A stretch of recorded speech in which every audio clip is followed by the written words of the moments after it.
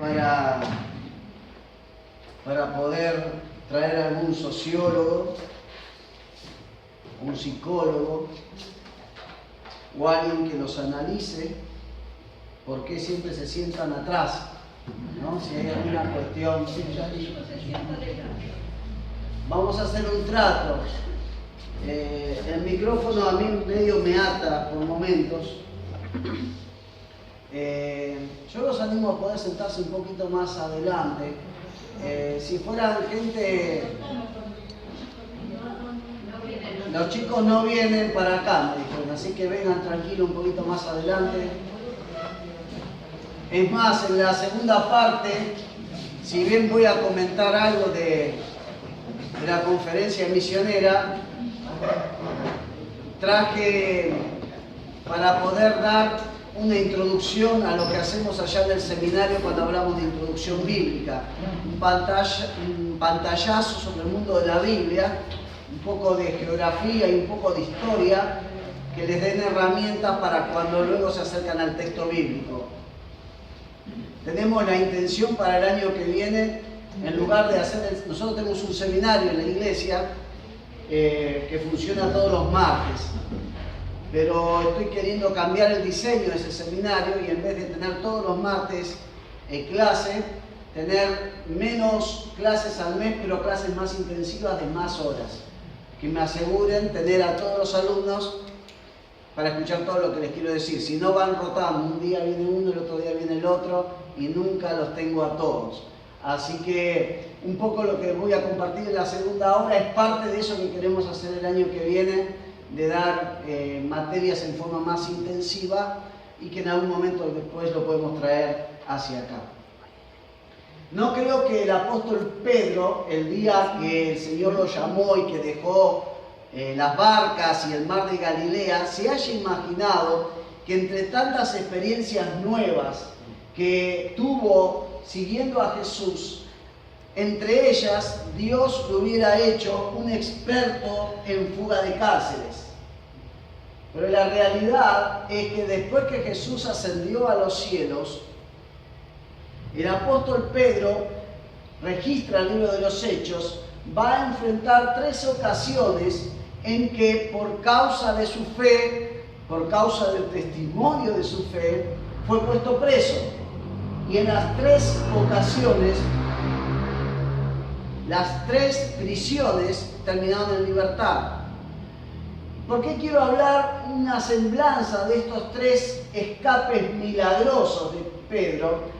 Porque quisiera poner el foco en las prisiones, porque si bien las prisiones existieron y era una especie de segundo hogar de los cristianos primitivos, porque 2 por 3 los metían presos, muchos de ellos, el mismo apóstol Pablo, la mayor parte de su ministerio cuando uno lo registra se cree que estuvo preso que afuera, pero la realidad es que quiero ver detrás de estas 3 prisiones un tipo de ataque que Satanás trae a la vida de los hijos de Dios, pero no de cualquier hijo de Dios, sino de aquellos que están dando testimonio de Él, que están queriendo servirlo.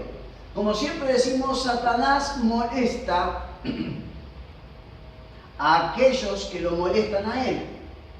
Si usted no hace nada en su vida cristiana, si su vida cristiana se limita a venir acá simplemente el domingo y escuchar, y luego su vida transcurre como si nada hubiera pasado, quédese tranquilo, no creo que Satanás le haga nada, porque usted tampoco le hace nada a su reino.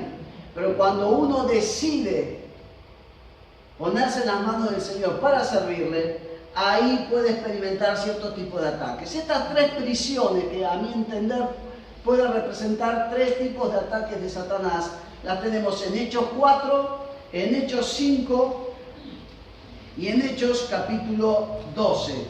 En Hechos 4 va a suceder después no solamente de un valiente testimonio de Pedro y Juan, recuerdan cuando sanan al paralítico que ponían en la puerta de la Hermosa.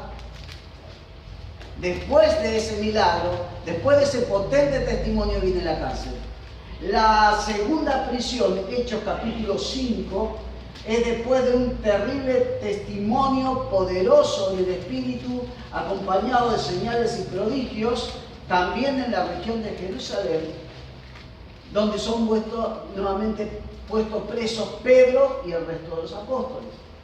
Y en Hechos 12 es la tercera ocasión que, si bien no tenemos algo ahí previo, pero si ustedes llegan a Hechos 10, un poquito antes, tienen lo que llaman algunos el Pentecostés gentil, el momento en que el Espíritu Santo desciende sobre aquellos que había congregado Cornelio, el centurión romano, para escuchar el Evangelio. Entonces, quiero ver estas tres prisiones como ataques del enemigo sobre la vida de aquellos que están queriendo hacer algo para el Señor. Vamos a la primera. En la primera prisión la veo como un ataque caracterizado más que nada por amenaza de parte de Satanás. Vamos a Hechos, capítulo 3. No vamos a leer todo el pasaje, pero vamos a introducirnos un poquito para ver ese momento. Hechos, capítulo 3. Dice la palabra de Dios, versículo 1. Pedro y Juan subían juntos al templo a la hora novena, la de la oración, y era traído un hombre cojo de nacimiento, a quien ponían cada día a la puerta del templo que se llama la Hermosa, para que pidiese limosna de los que entraban en el templo. Cuando vio a Pedro y a Juan que iban a entrar en el templo, les rogaba que le diese limosna. Pedro, con Juan fijando en él los ojos, le dijo: míranos. Entonces él les estuvo atento, esperando recibir de ellos algo. Mas Pedro dijo: no tengo plata ni oro, pero lo que tengo te doy. En el nombre de Jesucristo de Nazaret, levántate y anda. Y tomándole por la mano derecha, le levantó, y al momento se le afirmaron los pies y los tobillos. Y saltando, dice el versículo 8, se puso en pie y anduvo y entró con ellos en el templo, andando y saltando y alabando a Dios, y todo el pueblo le vio andar y alabar a Dios. Este es el precedente de la primera prisión, porque a esto va a seguir un poderoso mensaje de parte de Pedro a los que habían visto el milagro.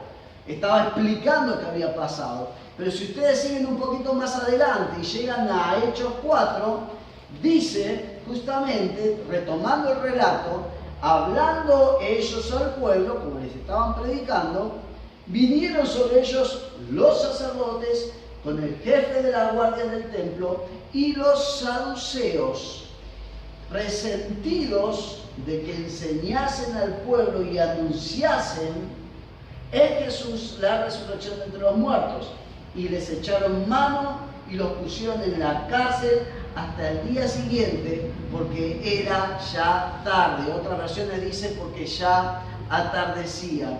Si nos guiamos estrictamente por el texto bíblico, nos damos cuenta que es una prisión que viene repentinamente sobre Pedro y Juan en este caso. Si ustedes prestaron atención, no es que le leyeron los derechos a Pedro y procedieron a esposarlo y arrestarlo, como se acostumbra hoy en día, decir, usted tiene derecho a un abogado defensor, todo lo que diga. No le dijeron nada de eso, sino que literalmente dice que le echaron mano, lo prendieron y lo metieron preso. Dice que es una aprehensión, un tomar preso repentino y violento, y me sirve a mí para entender que a veces los ataques de Satanás sobre nuestra vida van a venir en forma semejante, sin anuncios previos, sin mediar explicación alguna, y en tiempo, ¿por qué no?, en el que uno quiere hacer cosas para el Señor. Y este ataque yo lo veo con un fuerte sentido de amenaza que pretendía intimidar a los hijos de Dios que estaban queriendo hacer algo para Dios.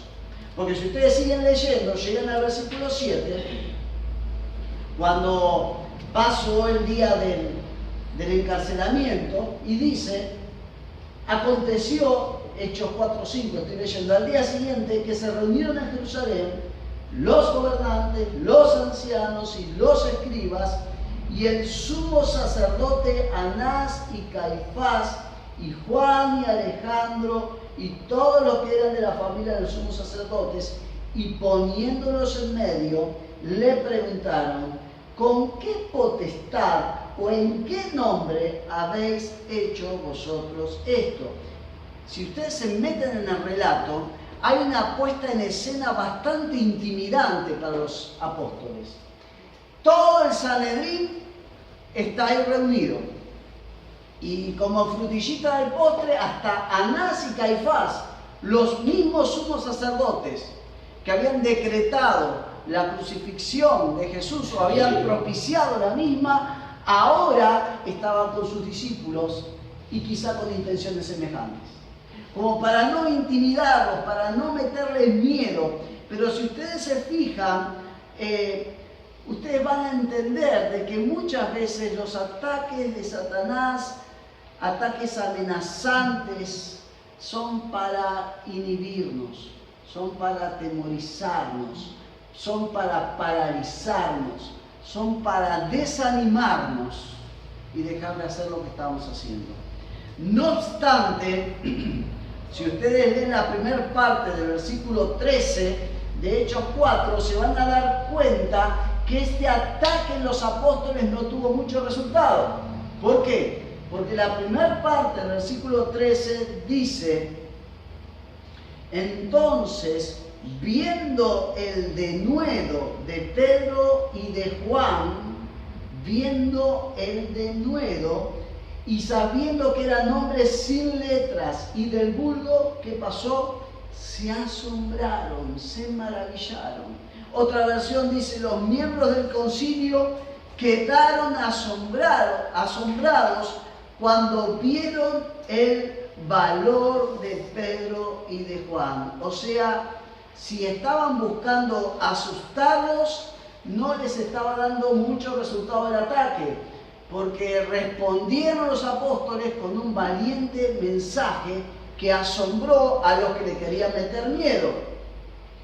Fíjense que el versículo 17 y 18 sigue diciendo, sin embargo, para que no se divulgue más entre el pueblo, decretaron ellos entre ellos, amenacémosle para que no hablen de aquí en adelante a hombre alguno en este nombre.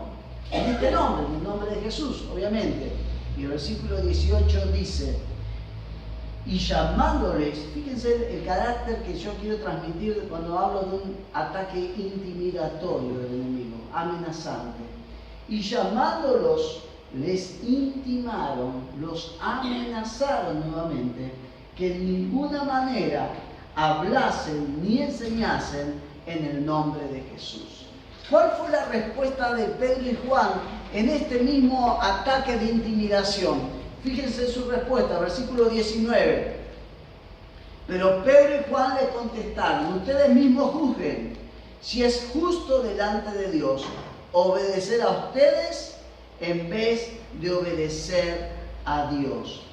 Lo que le dicen es, a aquellos que se creían que tenían toda la autoridad, los que se creían que eran los dueños de la escena y del momento, los apóstoles le dicen, miren que acá hay alguien más grande que ustedes, hay alguien que nos mete más miedo que ustedes, y si ustedes se dan cuenta, si ustedes lo vieran a ese que está acá, ustedes entenderían por qué nosotros no le estamos teniendo miedo a ustedes.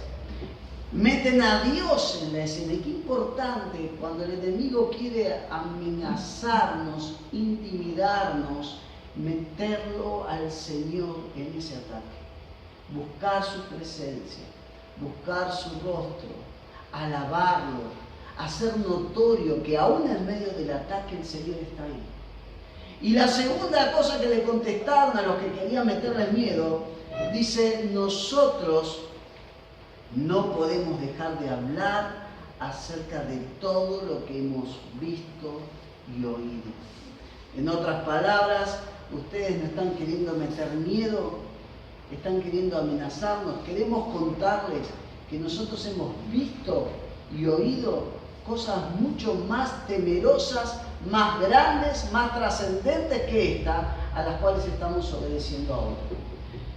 Entonces, el resultado de esta primera prisión de ataque, de amenaza, dice el versículo 23 de Hechos 4, lo siguiente: puestos en libertad, vinieron a los suyos y contaron todo lo que los principales sacerdotes y los ancianos les habían dicho. Y ellos, habiéndolo oído, escuchen bien, alzaron unánimes la voz a Dios y dijeron: soberano Señor, tú eres el Dios que hiciste el cielo y la tierra, el mar y todo lo que ellos hay. Y sigue la oración, y fíjense cómo termina este tiempo de oración comunitaria de todo el pueblo de Dios frente a este ataque. Dice el versículo 31, después de esta oración, el lugar donde estaban reunidos tembló. No porque se pusieron a temblar de miedo justamente, sino porque todos fueron llenos del Espíritu Santo y predicaban con valentía la palabra de Dios. Si Satanás quiso callar a los apóstoles por medio de la amenaza, fue como querer combatir el fuego con nafta. Y le salió al revés, porque encontró a un pueblo de Dios que se unió para clamar y un pueblo de Dios que después de la amenaza, paradójicamente, predicaba con más vehemencia que antes de la amenaza. Segundo ataque. Vamos a Hechos capítulo 5. Dice la palabra de Dios. Este es un ataque en el que a la amenaza se agrega la agresión ya. Agresión. Dice la palabra de Dios en Hechos capítulo 5, versículo 14. Los que creían en el Señor aumentaban más, gran número así de hombres como de mujeres.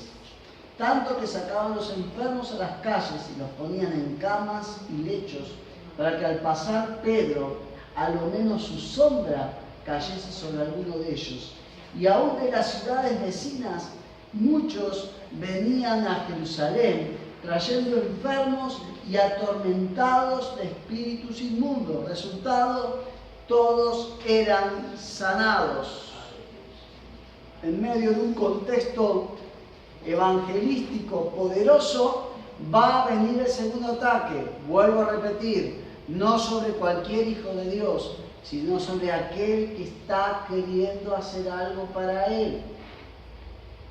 El instrumento que va a usar Satanás, lamentablemente, es el mismo que antes. Dice el versículo 17, entonces levantándose el sumo sacerdote y todos los que estaban con él, esto es de la secta de los saduceos, se llenaron de celos. Y dice el versículo 18, y echaron mano a los apóstoles y los pusieron en una cárcel pública.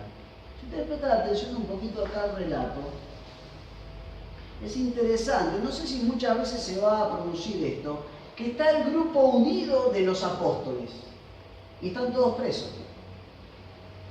Los metieron a los 12 presos. Están juntos, sí, pero están todos presos.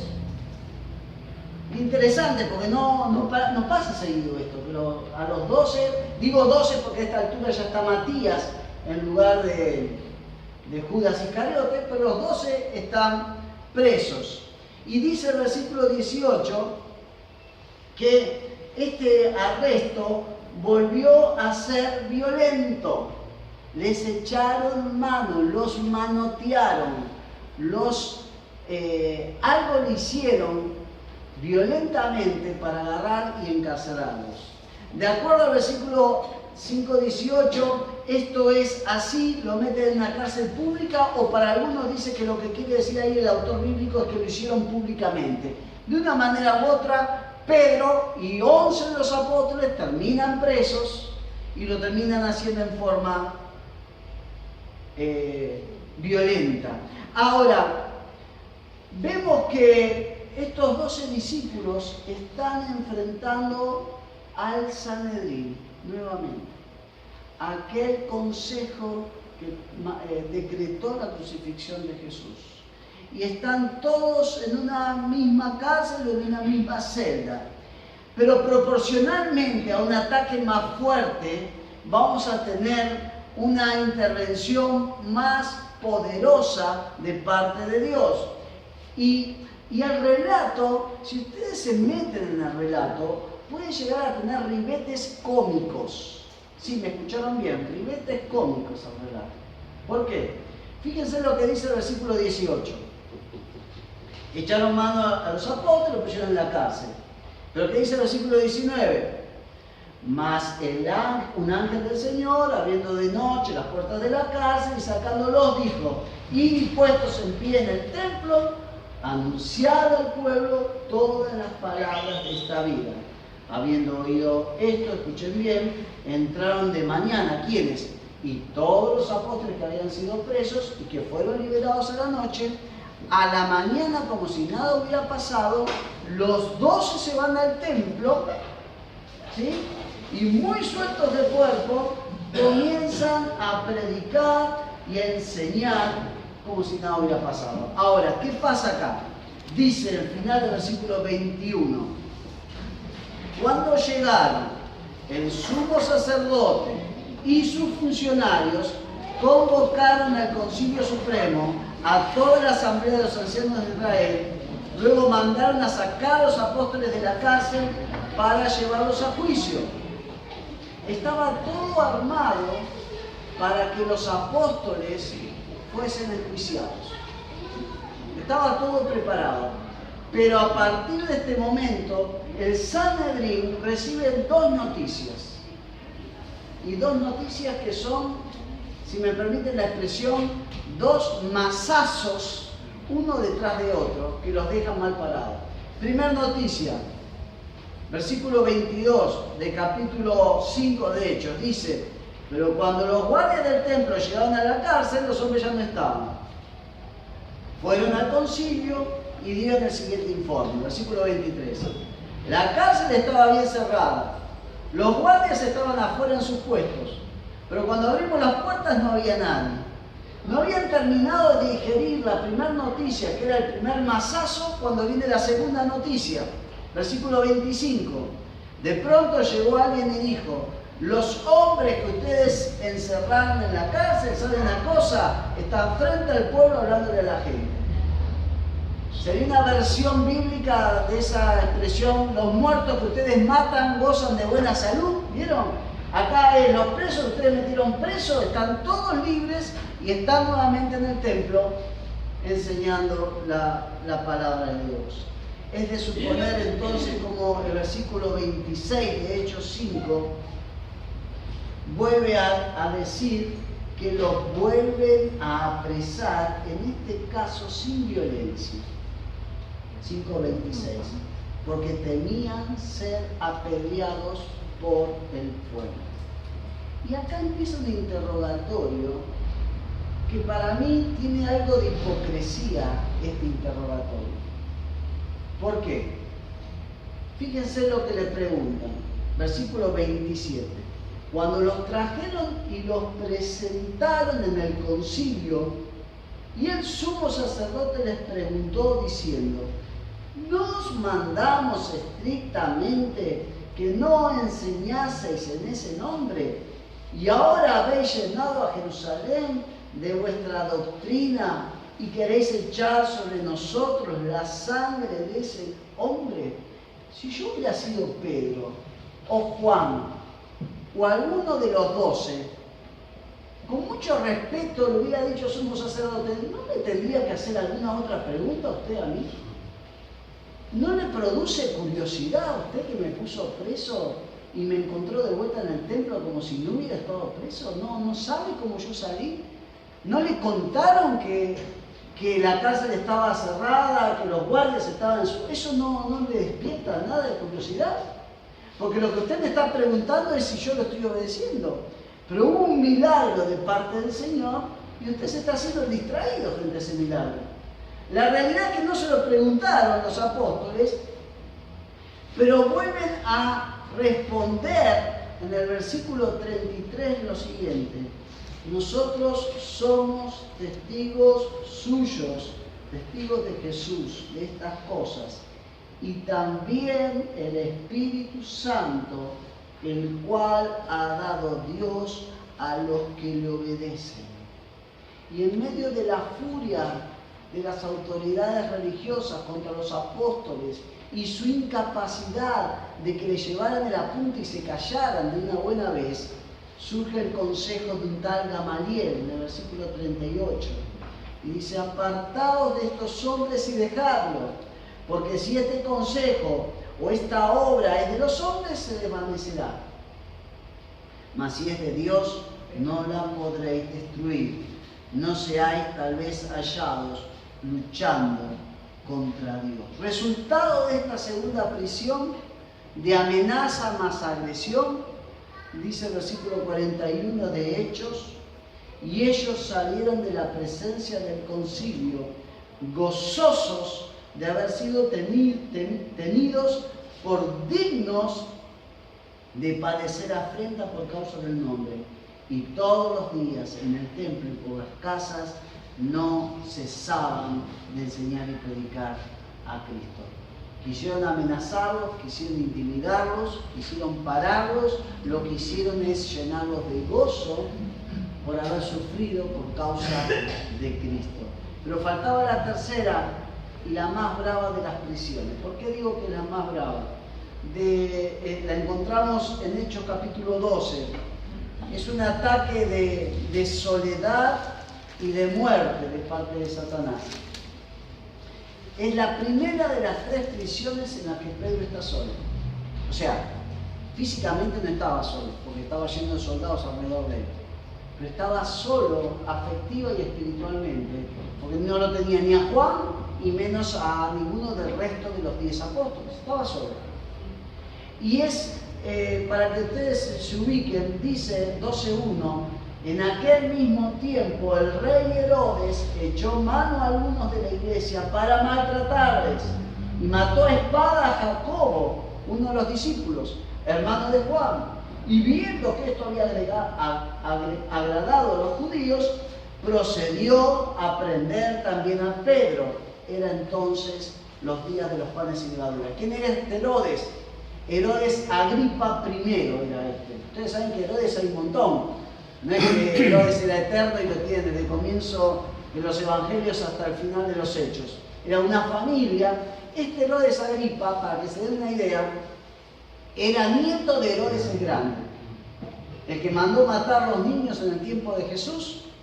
Este hombre era nieto de ese y era sobrino del Herodes que pidió la cabeza de Juan el Bautista. Una linda familia, ¿no? Esta es la familia de los Herodes, pero este era nieto del Grande y sobrino del que mandó degollar a Juan el Bautista. Pero dicen los historiadores, y la Biblia lo ratifica, que era uno de los pocos Herodes que trataba de practicar la religión judía y trataba de agradar a los judíos.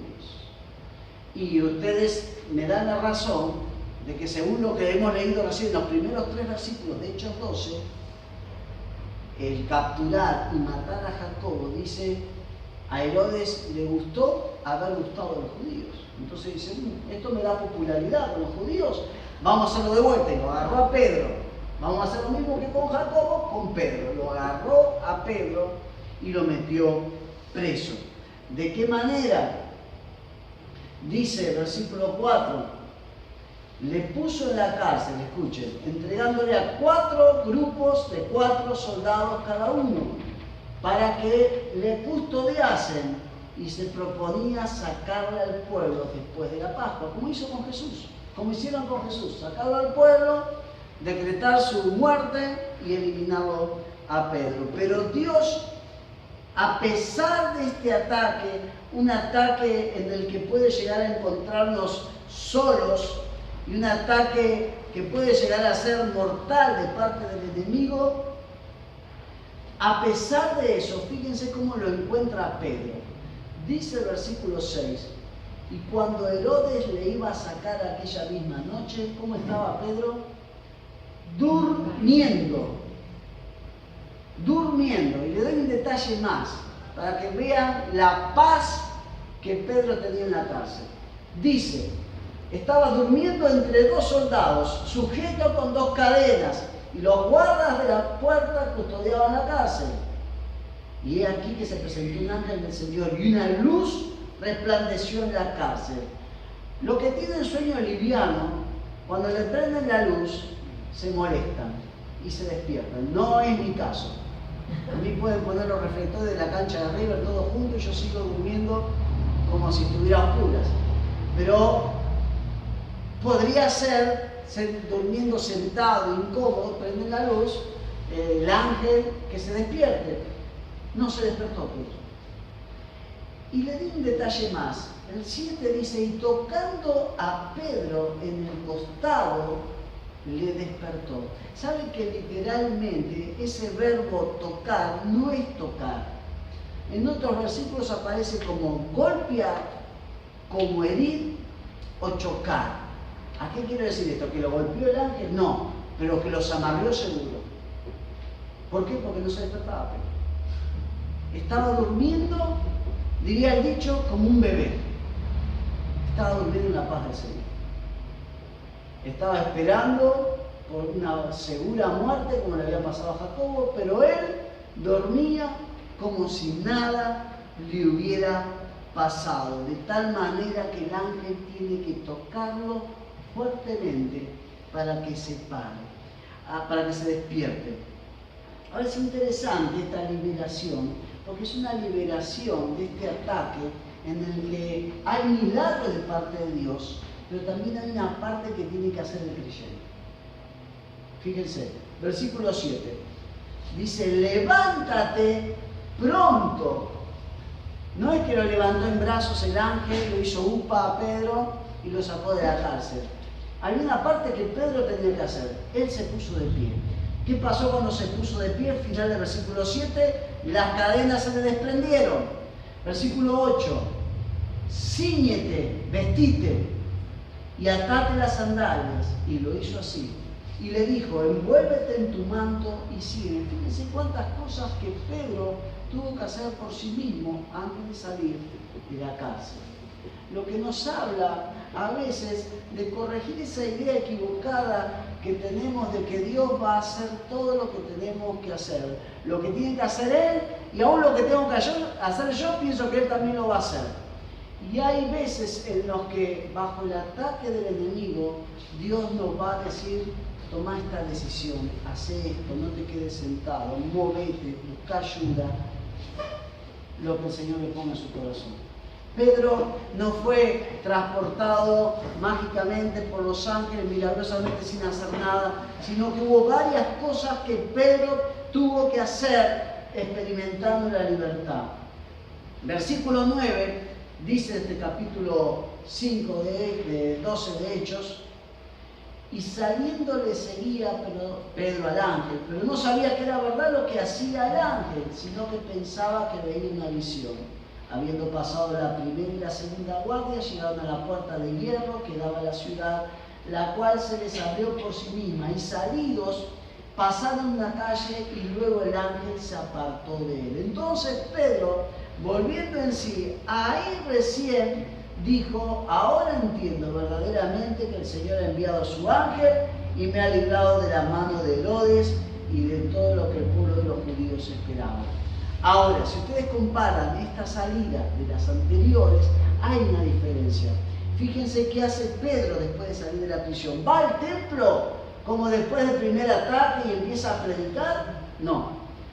Dice el versículo 17 que va a la casa de los creyentes, les cuenta lo que pasa, pero termina el versículo 17 diciendo, y salió y se fue a otro lugar. Una técnica evasiva interesante de parte de Pedro. No era un blanco fijo. Vino acá, pero acá me pueden venir a buscar, me voy a otro lugar. Y se vuelve a ratificar esto de que Dios en muchos momentos va a intervenir en forma milagrosa, pero también nos va a mover a hacer cosas y a tomar decisiones. En este caso, Pedro no tenía que exponerse. ¿Por qué? Porque Dios todavía decía que no era el tiempo de Pedro para morir. Había propósito de Dios para la vida de Pedro. Y mientras hubiera propósito para la vida de Pedro, Dios iba a cuidar de Pedro y le iba a dar las indicaciones correspondientes. Cuando el propósito de Dios para la vida de Pedro hubiera terminado, como se cree mayormente en el año 64 después de Cristo, en tiempo de Nerón, Pedro va a ser finalmente tomado preso y va a morir entregando su vida por causa de Cristo. Pero mientras haya propósito de Dios para nuestra vida, Dios va a velar por nosotros. Contaba un conocido predicador de jóvenes que la primera vez que se subió en avión tenía un miedo tremendo de que el avión se cayera. Pero se quedó tranquilo porque viajaba con el evangelista Luis Palau.